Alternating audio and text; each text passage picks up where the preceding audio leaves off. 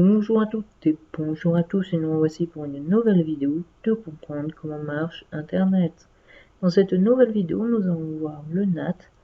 Vous avez sans doute déjà dû en entendre parler, mais vous ne savez peut-être pas de quoi il en retourne. Donc l'objectif de cette vidéo va être de voir ce qu'est le NAT, à quoi il sert et pourquoi nous l'avons mis en place.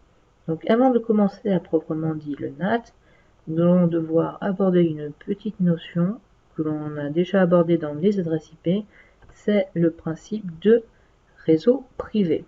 Donc imaginez qu'avant, les réseaux privés n'existent pas. C'est encore plus simple si vous ne connaissez pas les réseaux privés à imaginer. Donc, moi je suis une entreprise, une institution, une administration, je ne sais pas ce que vous voulez. Je fais quelque chose de gros. J'ai environ 1000 machines. Donc je les relie tous à un routeur qui lui-même est relié à différents réseaux, etc. Donc à Internet. Donc jusque là, tout va bien. Les 1000 machines, pour qu'elles communiquent entre elles, il va falloir que je leur donne des IP. Donc je rappelle, une IP, avant les réseaux privés, elles étaient uniques. Pourquoi? Parce qu'elles étaient toutes reliées à l'Internet, et ces IP étaient uniques. C'était comme une plaque d'immatriculation. Donc ici, j'aurais dû donner à mes machines 1000 adresses IP uniques. Donc l'entreprise aurait dû demander bonjour, il me faudrait une plage d'adresses IP qui contiennent 1000 IP différentes. Ce qui se faisait et qui se faisait très bien. Seul problème, vous savez que l'IP est constitué de 4 nombres qui vont de 0 jusqu'à 255. Ce qui fait qu'en IPv4, nous sommes limités à 4 milliards d'adresses IP. 4 milliards, ça a l'air impressionnant comme ça comme chiffre, mais c'est très peu. Nous sommes 7 milliards sur Terre et il y a de plus en plus de machines, que ce soit serveurs, que ce soit ordinateurs. Il y a de plus en plus de gens connectés et nous arrivons à un épuisement petit à petit et inéluctable de ces adresses IP. Donc nous, là, actuellement, on travaille sur le développement de l'IPv6 qui va nous permettre d'avoir beaucoup plus d'adresses IP disponibles. Mais à l'époque, il n'y avait pas tout ça et on se disait mince, il faut vraiment qu'on réagisse avant épuisement des adresses IP. Et on s'est dit finalement, on devrait développer des IP qui ne soient pas uniques et qui puissent être réutilisables. Et ces adresses IP, on va les conserver pour des réseaux internes, donc ce qu'on pourrait appeler des réseaux privés, c'est-à-dire qui sont en dehors de l'Internet. Donc ici, le réseau de mon entreprise par exemple. Il y a différents réseaux privés qui sont définis par la RFC 1918. L'une des plus connues, c'est celle-ci, donc 192.168.0.0/16, qui nous permet d'avoir une plage d'adresses IP suffisante puisqu'elle met à notre disposition 65 000 IP à peu près. Si 65 000 n'est pas suffisant, nous avons un autre réseau privé qui est le 172.16.0.0/12, qui sur cette plage IP nous offre à peu près 1 million d'adresses. Et là encore, si ce n'est pas suffisant, il reste toujours le 10.0.0.0/8, qui cette fois nous offre 16 millions d'adresses IP privées. Donc ces adresses IP, elles peuvent être réutilisables. Elles ne sont pas uniques, c'est tout le principe. Par exemple, je vais prendre un exemple pour moi, utilisateur d'Orange, abonné Orange. L'adresse de ma box, c'est 192.168.1.1.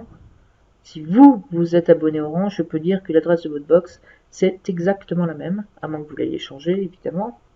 Mais voilà, nous avons tous deux une box qui, par défaut, a la même IP. Mais alors du coup, il y a un petit problème. Imaginons, j'ai un réseau 192.168.1.0. Et donc là, j'ai plein de machines, mais je m'intéresse seulement à 192.168.1.2. Et cette machine, elle souhaite communiquer avec un serveur web qui est ici, qui contient le site web qu'elle souhaite consulter et qui se trouve à l'adresse IP 199.16.131.125. Donc pour ça, il va falloir qu'elle aille sur l'Internet. Donc en réseau, ici, c'est plein de réseaux, etc. évidemment. Et ici, nous avons un routeur qui a deux IP, donc une sur l'interface du réseau 192.168.1.0, et donc sur cette interface, elle a comme IP 1.1, Et sur l'internet, elle a une adresse IP 2.3.74.156. Jusque-là, ça va. Bien. Donc moi, je souhaite écrire à mon serveur. Donc je vais faire un petit paquet, une petite requête HTTP. Et donc, sur cette requête, je vais dire l'IP source, c'est moi, c'est 192.168.1.2. Et en IP destination, c'est le 199.116.131.125. Donc j'envoie mon paquet à mon routeur, évidemment, puisque je souhaite sortir de mon réseau. Donc je vais, par mes passerelles, hop, à mon routeur qui va me connecter à Internet. Seul problème, c'est que les adresses IP privées ne sont pas routables sur Internet. C'est-à-dire que je ne peux pas transmettre ici une IP source à Internet. Pourquoi? Tout simplement parce qu'elle n'est pas unique. Imaginons que je l'envoie ici mon paquet. Lui, serveur, il va me répondre, et il va répondre à 192.168.1.2. Et comme je dis, cette adresse peut être couverte par des milliards de machines. Et ici, mon paquet, il sera perdu, ça sera un bordel sans nom, etc. Donc du coup, on va passer par l'adresse qui est ici, qui est l'adresse de notre routeur, qui, elle, est unique. Et donc là, notre routeur, il va transcrire cette adresse qui est non routable sur Internet par son adresse à lui. Donc du coup, je change mon IP source, je mets celle de mon routeur, et je l'envoie au serveur. Donc jusque-là, pas de problème. Le serveur, lui, il va répondre. Donc en IP source, maintenant lui, il met la sienne. Et en IP destination, il ne met pas 192.168.1.2, mais à 2.3.74.166, qui lui est unique. Cette adresse est unique. Et donc, il saura à qui le remettre. Donc mon paquet, il va bien là. C'est très bien. Par contre, là, mon routeur, il ne sait plus à qui le donner. Le paquet, pour lui, il est à sa destination. Sauf que lui, évidemment, lui, il n'a rien demandé. Donc il va vouloir le donner à quelqu'un d'autre. Sauf qu'il ne sait pas qui. Ici, il peut y avoir plein de machines qui auraient demandé. Donc comment est-ce que le routeur sait, ici, à qui donner le paquet? Et en fait, c'est là qu'intervient le NAT. Avouez, vous êtes surpris, vous ne vous y attendiez absolument pas. C'est pas comme si ce cours était fait dessus. Donc le NAT, c'est bien, j'arrête pas d'en parler, mais qu'est-ce que ça veut dire? Et bien ça veut dire Network Address Translation. Donc en gros, en français, la traduction d'adresse réseau. En fait, c'est très simple. Le routeur qui est ici, qui fait du NAT, va implémenter ce qu'on appelle une table NAT, qui est en fait une simple table de correspondance. Cette table va contenir différentes informations. L'IP interne, c'est-à-dire l'IP privé en réalité. Donc par exemple, ça peut être 192.168.1.3. L'IP externe, donc c'est une IP que le serveur peut prendre sur le réseau. Ici, c'est le réseau les réseaux de notre opérateur, etc. Donc là, de toute façon, c'est pas nous qui gérons. En règle générale, c'est notre opérateur. Donc là, je dis comme ça que il a accès aux adresses IP de 90.15.201.0/24. Voilà, je définis comme ça, c'est pour l'exemple. Ça va retenir le protocole utilisé, donc en l'occurrence ici TCP, et ça va retenir depuis combien de temps, en secondes, la correspondance est utilisée. En effet, on peut faire ça selon deux manières. Statique, ça veut dire que je les ai rentrées une bonne fois pour toutes et elles ne bougent plus, je les ai rentrées à la main, je les ai fixées, elles sont fixes, elles ne changent pas. Ou bien, ce que l'on fait plus souvent, c'est qu'on fait des correspondances dynamiques. C'est que je vais faire cette liaison pour un temps donné. Donc par exemple, je vais le fixer à 1 heure, donc par exemple 3600 secondes. Et ici, toutes les secondes, ça va décompter combien de temps cette correspondance existe. Quand elle aura atteint la durée que j'aurais mis dans mon acte, donc si c'est 3600 secondes, quand cette durée aura atteint 3600 secondes, la correspondance n'existera plus. Et après, je ferai sûrement une autre correspondance au besoin. En fait, je libérerai cette IP pour, par exemple, une autre IP interne. Parce que, après tout, le but, c'est de consommer le moins possible d'adresses IP externes. Donc concrètement, comment ça marche? Imaginons que je souhaite contacter un serveur qui se trouve sur l'Internet. Donc cette machine, avec une IP source 192.168.1.2, va chercher à contacter un serveur. Donc elle va arriver sur le routeur va regarder sa table de correspondance. Donc on a une IP interne. Est-ce que j'ai une entrée pour cette IP interne? Non. Bah, je vais la créer. Donc je vais décider d'une adresse IP externe et je vais après ajouter l'entrée dans ma table. Donc en l'occurrence là, j'ajoute l'entrée 192.168.1.2 et je vais attribuer .169 ici, dans le réseau externe qui est 90.15.201.0. Il avait dit que je pouvais avoir ces adresses-là. Je retiens le protocole, donc TCP, et puis la durée, elle est 0 puisque je viens de la mettre. Et je l'envoie au serveur, avec l'IP que je viens nouvellement d'attribuer, donc avec 90.15.201.169. Évidemment, pour répondre, ça marche également de l'autre côté. Par exemple, ici, j'ai un autre serveur qui va répondre à une autre demande. Hop, elle arrive ici. Il dit, j'aimerais contacter la machine 90.15.201.80. Je vais regarder IP externe. Ah, j'ai une entrée. D'ailleurs, ça fait depuis 800 secondes que j'ai une entrée. Et ça correspond à la machine qui a l'adresse IP 192.168.1.3. Du coup, pas de problème, je transmets. Et hop, je transmets à la machine 192.168.1.3. Vous avez vu que j'ai pu implémenter ici quand j'ai une adresse IP interne. Cela ne marche pas quand c'est externe. Imaginons ici, j'ai un serveur qui souhaite rentrer sur le réseau et qui demande, je sais pas, 201.81. Et ici, il n'y a pas de correspondance. Je ne vais pas rajouter une ligne et attribuer de manière aléatoire ici une adresse IP. Ce serait totalement con de mettre ici aléatoirement une adresse IP interne. Puisque ça voudrait dire que je vais prendre aléatoirement une machine comme ça. Non. En gros, j'ai une machine de l'extérieur qui va ici et s'il n'y a aucune correspondance dans les IP externes, et le paquet il est sauté. Donc ça, c'est une petite couche de protection. Il faut savoir que de toute façon, un pare-feu bien configuré fait pareil. Bon, alors, c'est super. Franchement, c'est trop bien le NAT.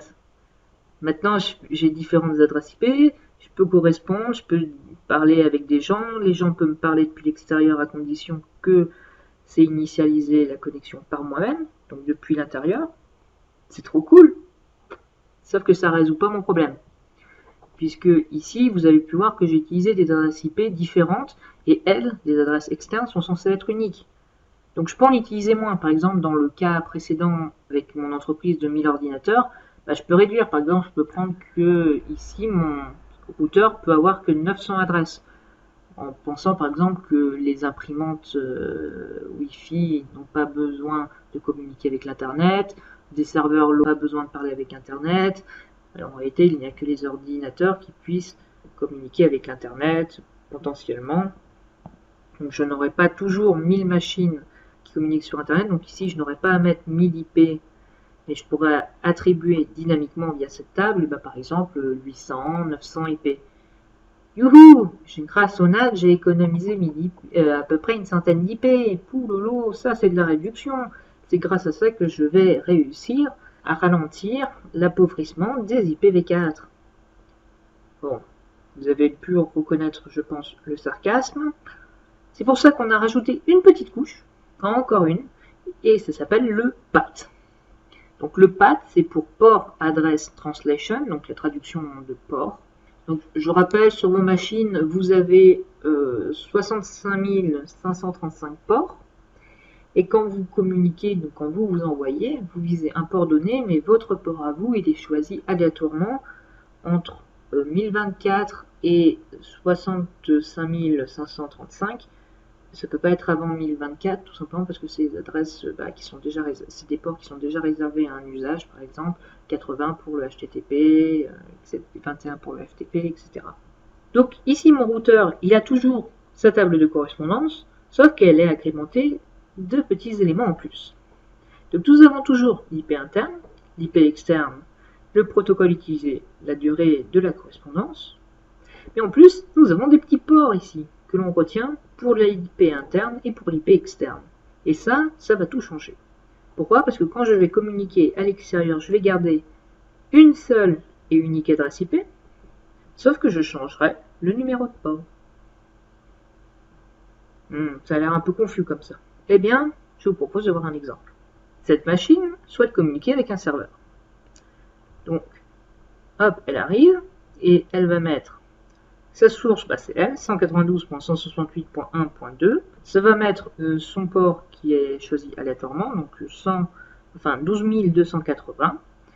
Et ça va communiquer avec le serveur web qui est sur l'internet à 190.135.74.5 et au port 80, le port HTTP.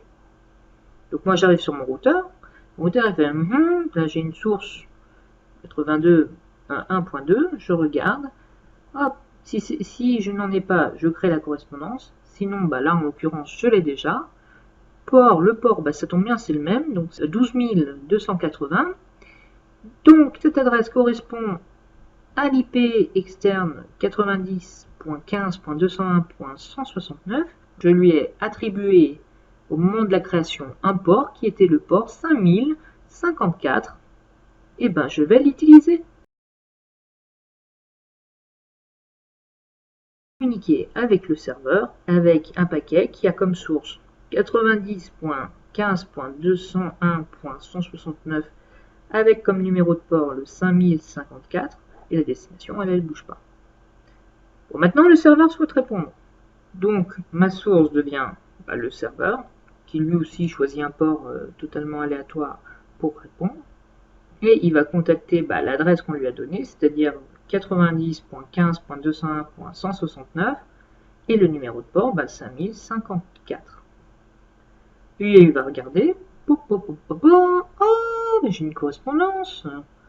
Donc il faut que je transmette le paquet à l'ordinateur qui a l'adresse privée 192.168.1.2 et comme numéro de port 12280. Et du coup, il va transmettre le paquet. Donc, il garde la source et il donne le paquet à destination de 192.168.1.3 et au port 12280. Et voilà. Et là, j'ai réellement retardé l'épuisement des requêtes IPv4. Pourquoi? Parce que ici, vous voyez bien que je peux avoir des milliers de machines. Youhou! Sauf que sur l'internet, ici, je n'aurai qu'une seule et unique adresse, qui est celle-ci, sauf que j'aurai des numéros de port différents, et donc qui me permet de communiquer et de faire des correspondances plus nombreuses. Et donc réellement, c'est ce que vous avez en fait chez vous. Ici, vous avez un réseau privé, un 192.168.0.0/16, et vous avez une box qui, elle, n'a qu'une seule adresse IP sur l'extérieur. Elle n'a pas de plage. Et comment vous communiquez? C'est grâce à votre box qui implémente du NAT et du PAT. Et c'est grâce à cela que l'on a pu retarder jusqu'à maintenant l'épuisement des adresses IPv4. Mais maintenant, le problème est réel. Même avec ça, les quelques dernières adresses qui restent ne sont plus nombreuses du tout. Donc, il est important que bientôt les infrastructures se mettent à jour et supportent de plus en plus l'IPv6. J'espère que cette vidéo vous a plu, que vous ayez pu voir à quoi sert le NAT et le PAT. Vous avez vu notamment pourquoi est-ce que nous l'avons implémenté à l'époque. C'est pour limiter la consommation des adresses IP. Et donc c'est bien un moyen de faire des correspondances entre différentes adresses privées et des adresses publiques, qui elles sont uniques et donc routables sur l'internet. Et c'est ce qui explique que nous pouvons partager avec plusieurs personnes dans des réseaux différents une adresse IP identique. C'est tout simplement parce que ce sont des adresses IP internes, des adresses IP privées. Par contre, évidemment, dans un même réseau, on ne peut pas partager la même adresse privée. Ça, parce que ça fera des conflits d'IP. Je ne vous apprends rien. Donc voilà, j'espère que cette vidéo vous a plu. Merci à vous et à la prochaine.